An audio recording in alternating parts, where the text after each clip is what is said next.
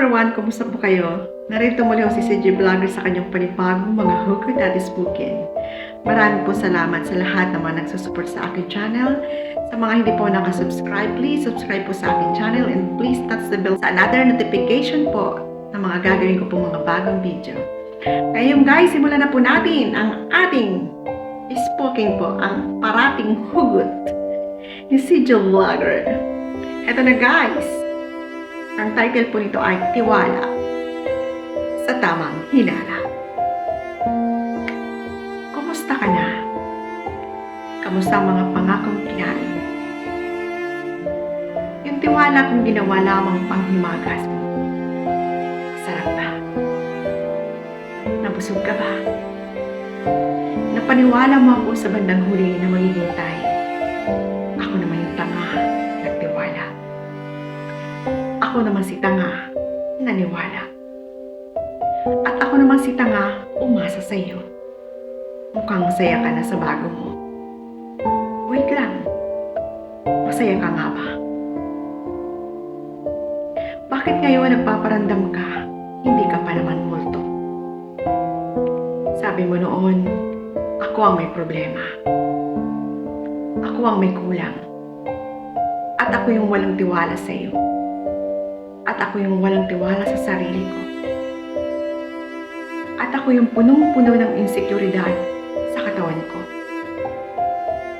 Ako yung nakakasakal na magmamahal sa iyo. Nakakasakal sa sobrang hinala sa iyo. Sabi mo, di ba totoo naman?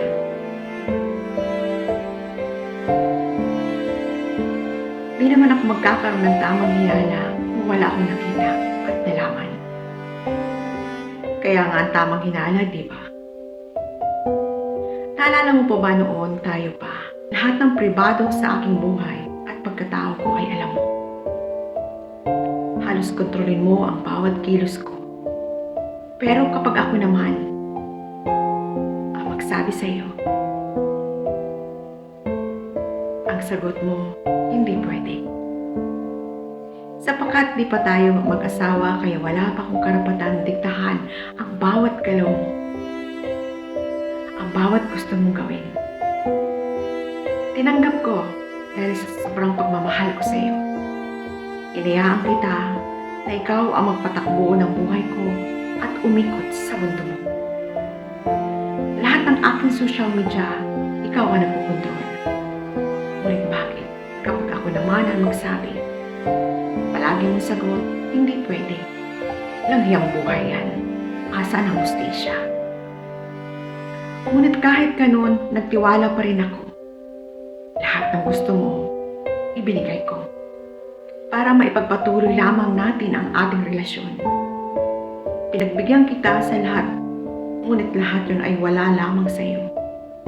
Binaliwala mo ang lahat-lahat. Hindi ko pala malalaman na ikaw pala ay silawahan kung walang taong nagmamalasakit. Ikaw pala ay hindi na masaya pa. Kaya pala ang iyong atensyon ay nabalin na sa iba. Larawan ng dalawang tao na magkayakap. At isa ka na sa larawan na yun. Nakilala ko rin yung isang larawan na kasama mo. Siya yung pinakilala mo na kaibigan mo. Halos magulang ang mundo ko noon. Para akong binagsakan ng langit at lupa sa aking nalaman. Sana sinabi mo na lamang para din ako umasa at aasa na tayo pa rin hanggang sa huli. Hahayaan naman kita eh. Basta kung saan ka magiging masaya. Ngunit hindi ko alam anong mali sa akin. Ako ba ang sumubra sa iyo ng tiwala at pagmamahal sa iyo? Kaya akala mo nakakasakal ako? O nagkulang pa rin ako?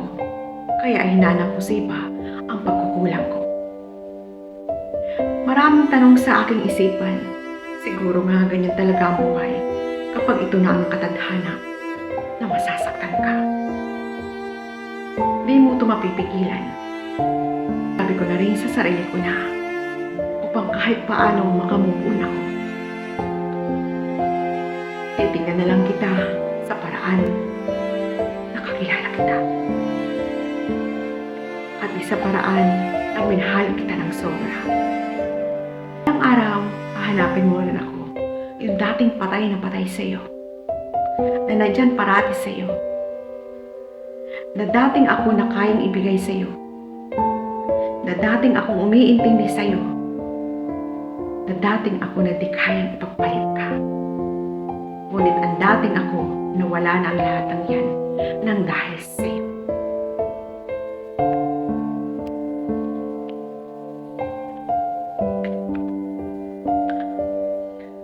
Napakaganda po ng topic natin ngayon.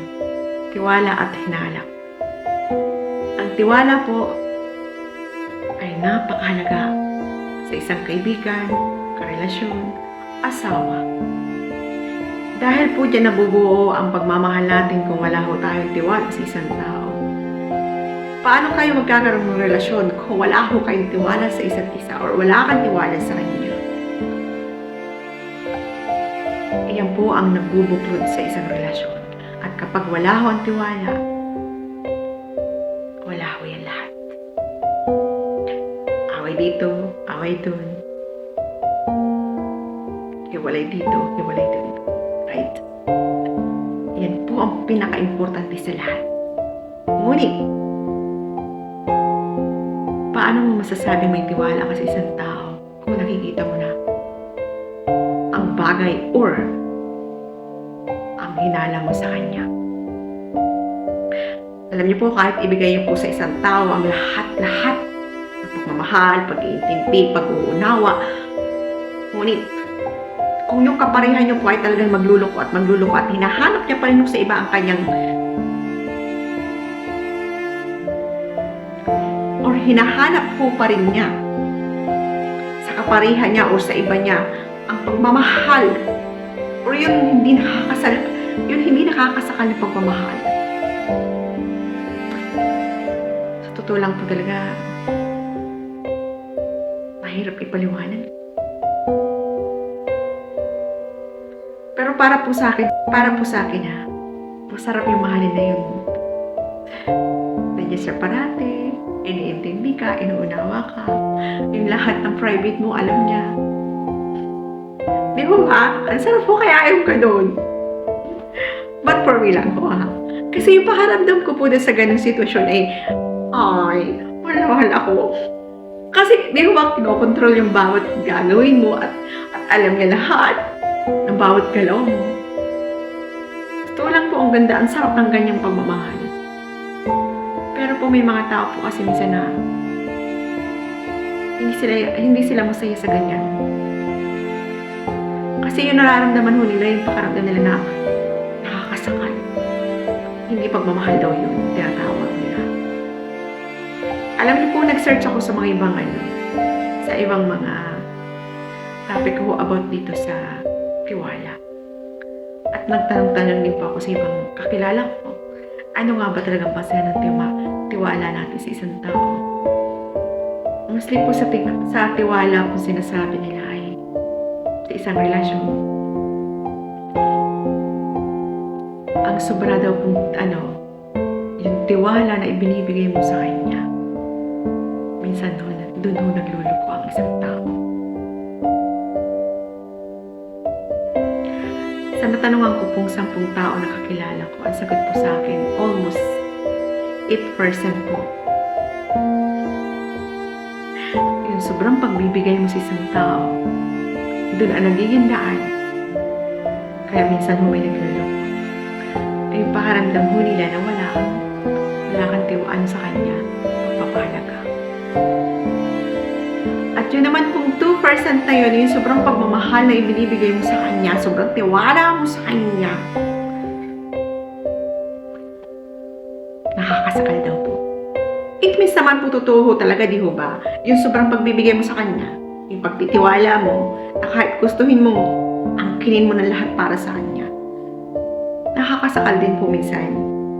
Kaya nga po dapat nga daw sa isang relasyon, give and take. Na ibibigay mo sa kanya para sa kanya, yung kapareha mo, same din. Di ho ba?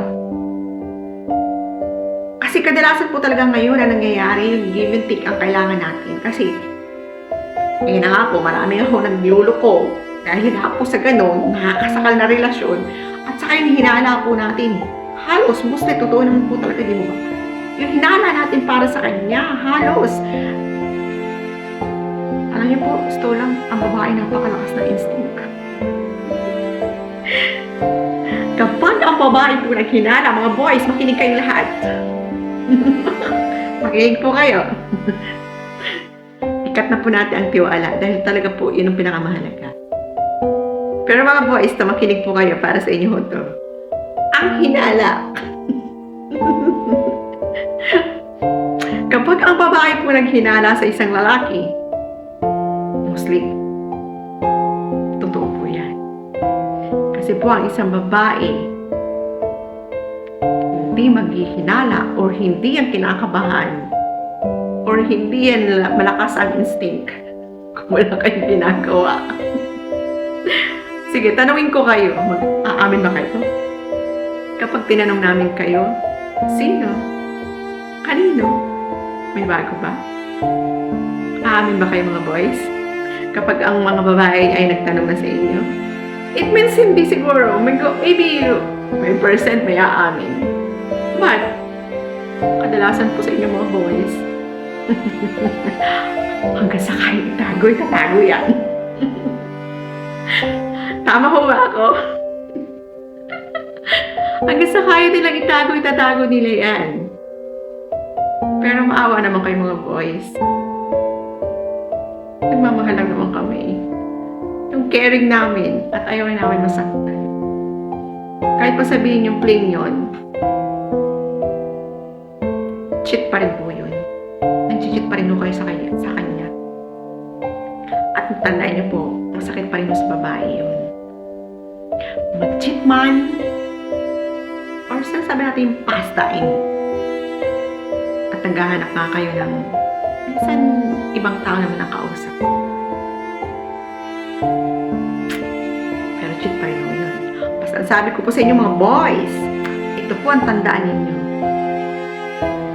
At kung mayroon man po kayong kinakausap, or kahit sinasabing bling lang, sabihin niyo po sa inyong kapareha. Alam niyo po, gaano man kasakit sa amin mga babae ang ganun. Gaano man masaktan kami, at least alam po namin. Dahil oras na po ang babae ang makahuli sa inyo. Asahan niyo po, iyan na po ang simula ng ang tiwala niya ay mababawas at hindi na buo. At tandaan niyo po, kapag ang tiwala nalamatan, paano pa matatawag ang relasyon na buo? Kung ito ay nagkaroon na ng lamat. Hanggang dito na lang po at maraming po salamat. God bless po sa inyong lahat. Mag-iingat po kayo. Saan kayo ng panig ng mundo, mag-iingat po kayo. Bye!